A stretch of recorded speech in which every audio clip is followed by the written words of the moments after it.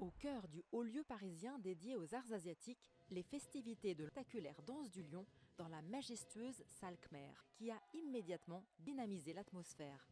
C'est important pour le musée Guimet d'être aussi un lieu de vie, un lieu où les gens viennent fêter les grandes dates du calendrier asiatique ou des calendriers asiatiques.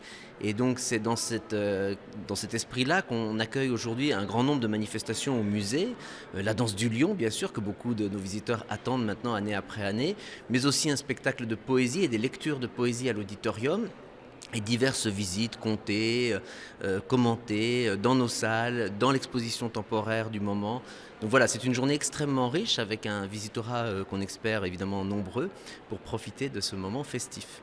Un moment festif pour le plus grand plaisir des visiteurs, venus en nombre pour cette journée spéciale. Je souhaite transmettre pour toujours notre culture traditionnelle de la poésie et des vers. Le nouvel an doit être joyeux et animé, bien sûr, mais nous avons aussi besoin d'un art plus noble, pour que les enfants et les jeunes n'oublient jamais notre poésie, transmise depuis l'Antiquité jusqu'à aujourd'hui.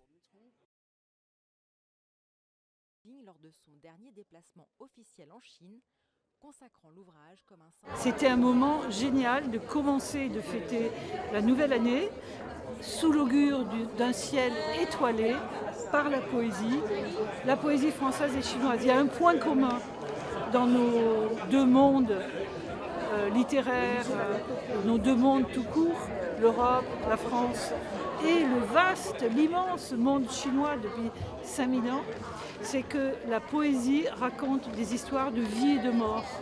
Et je pense que s'il y a une chose qui nous touche, c'est bien ça. Jelajahi cara baru mendapatkan informasi. Download Metro TV Extend sekarang.